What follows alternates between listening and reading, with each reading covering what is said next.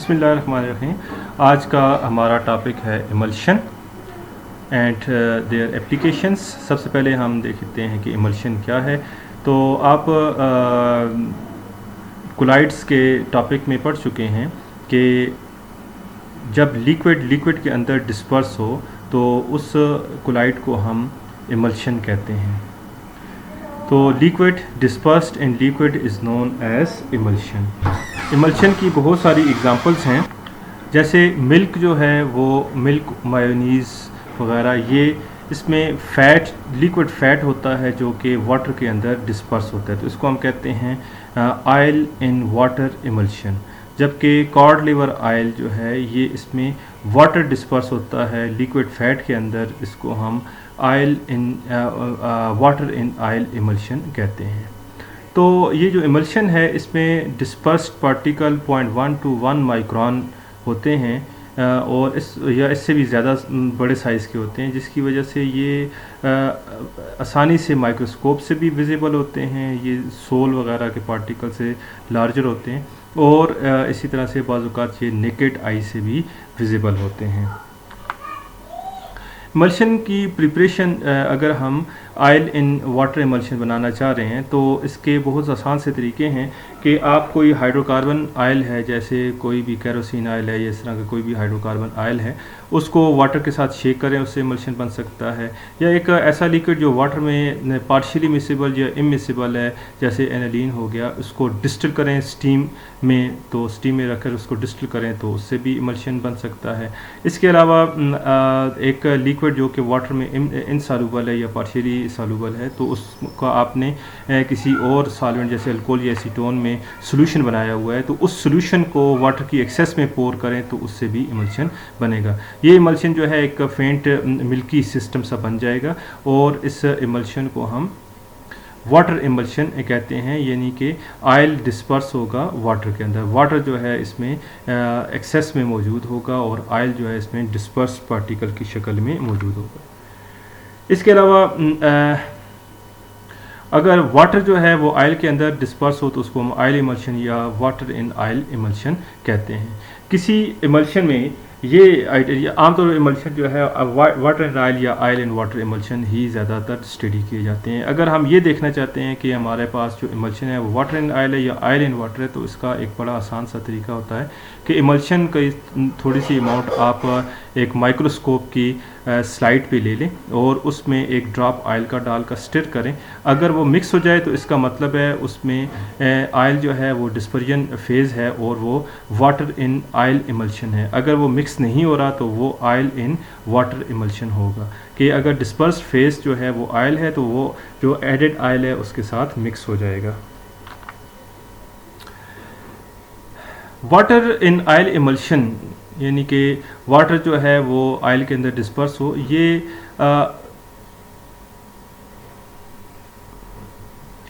एक third body यानी जिसको हम इमल्सिफाइंग एजेंट कहते हैं उसकी प्रेजेंस में एग्जिस्ट कर सकता है। यानी वाटर को अगर आप ऑयल में डिस्पर्स करना चाहते हैं तो वाटर और ऑयल के साथ साथ एक इमल्सिफाइंग एजेंट भी आपको ऐड करना पड़ेगा, तब वो ये स्टेबल होगा। जबकि ऑयल इन वाटर इमल्शन जो है वो सिंपल शेकिंग से भी बाज़ औक़ात बन जाता है। इमल्शन में जो ग्लोब्यूल्स हैं उस लिक्विड के जो कि डिस्पर्स है, उसके जो ड्रॉपलेट्स हैं वो लार्ज नंबर में होते हैं और इस वजह से हम ये कह सकते हैं कि जो ऑयल और वाटर का इंटरफेस है वो इंटरफेस भी एक बहुत ज़्यादा लार्ज होगा, जहाँ पे दोनों फेजेस जो हैं आपस में इन कांटेक्ट हैं, उस सरफेस को इंटरफेस कहते हैं और वहाँ पे जो टेंशन होती है उसको हम इंटरफिशियल टेंशन कहते हैं। अगर किसी इमल्शन को स्टेबल होना है तो इंटरफिशियल टेंशन उसमें बहुत कम होनी चाहिए, अदरवाइज़ ये होगा इंटरफिशियल टेंशन अगर ज़्यादा है तो वो जो ग्लोब्यूल्स डिस्पर्स हैं वो आपस में मर्ज हो जाएंगे और वो लिक्विड दोनों अलहदा हो जाएंगे।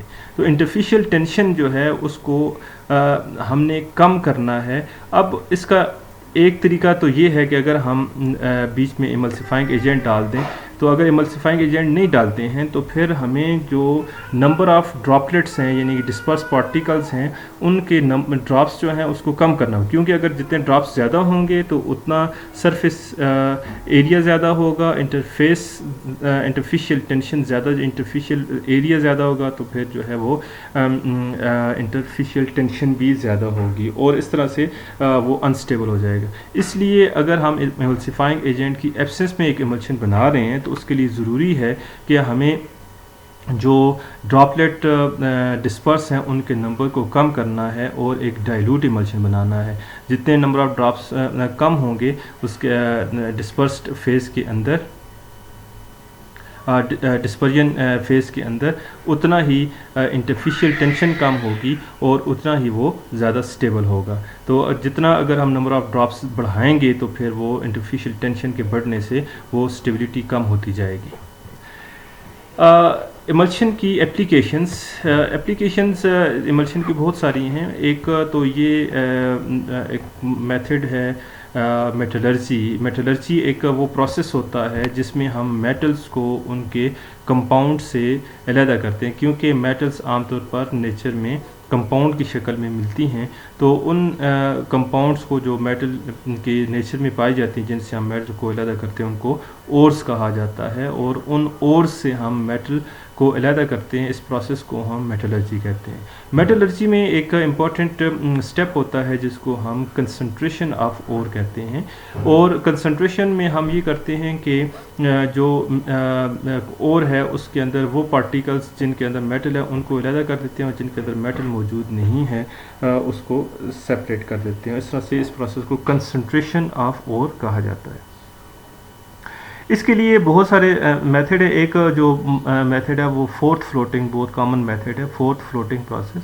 उस फोर्थ फ्लोटिंग प्रोसेस में इमल्सिफिकेशन का प्रोसेस इस्तेमाल होता है कि हम ऐसे करते हैं कि जो ओर है उसको फाइन पाउडर की शक्ल में ले लेते हैं और उसको पानी में डालकर बीच में ऑयल डालकर उसको एजिटेट करते हैं, मिक्स करते हैं एयर के थ्रू, जिसके ज़रिए ये होता है कि जो पार्टिकल जिनमें ओर मौजूद होती है वो उनके इर्द गिर्द जो है वो ऑयल के पार्टिकल जो हैं वो सराउंड उसको करके तो ग्लोब्यूल्स बना देते हैं और वो ग्लोब्यूल्स वाटर के अंदर आ जाते हैं और इस तरह से एक इमल्शन बन जाता है।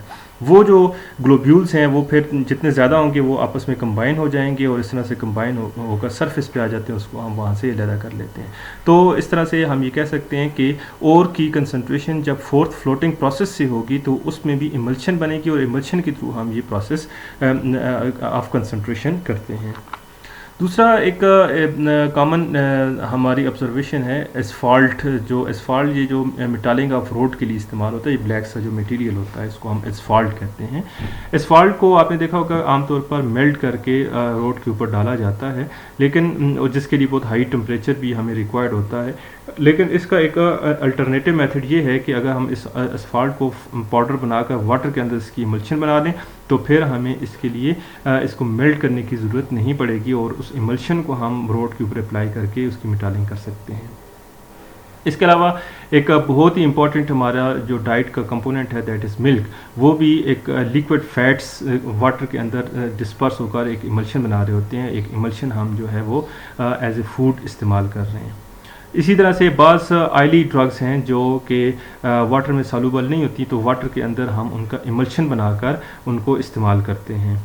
इसी तरह से जो सोप और डिटर्जेंट्स हैं इनका क्लीनिंग एक्शन जो है वो भी इमल्सिफिकेशन के थ्रू होता है कि डर्ट पार्टिकल जो कपड़ों के ऊपर मौजूद होते हैं उन पार्टिकल के इर्द गिर्द जो सोप या डिटर्जेंट्स के पार्टिकल हैं वो उनको सराउंड करके ग्लोब्यूल्स बना देते हैं और वो ग्लोब्यूल्स जो हैं वो वाटर के अंदर सस्पेंड होकर एक इमल्शन बना देते हैं और वो जो इमल्शन है उसके थ्रू ये जो डर्ट पार्टिकल हैं वो वाटर से कपड़ों से रिमूव हो जाते हैं। इसी तरह से हमारी बॉडी के अंदर जो इंटेस्टाइन है उसमें जो फ़ैट की डाइजेशन है वो भी इमल्सिफिकेशन के थ्रू होती है कि जो हम फैट लेते हैं डाइट के थ्रू वो इंटेस्टाइन में जाकर वहाँ पे अल्कलाइन सॉल्यूशन के साथ उसकी स्मॉल सी अमाउंट रिएक्शन करके स्मॉल अमाउंट में सोडियम सोप बना देती है। वो जो स्मॉल अमाउंट में सोप बनता है वो बाकी फ़ैट को इमल्सिफाई कर देता है, उसका इमल्शन बना देता है और इस तरह से उसकी डाइजेशन को आसान बना देता है। तो ये इसकी चंद एक इम्पॉर्टेंट एप्लीकेशंस थी, और साथ हमने पढ़ा कि इमल्शन क्या होता है, ये कैसे बनता है, फिर इंपॉर्टेंट इमल्शन कौन कौन से हैं, water and island water emulsion उनको कैसे बनाया जाता है, उनको आइडेंटिफाई कैसे किया जाता है और उनकी एप्लीकेशंस क्या हैं।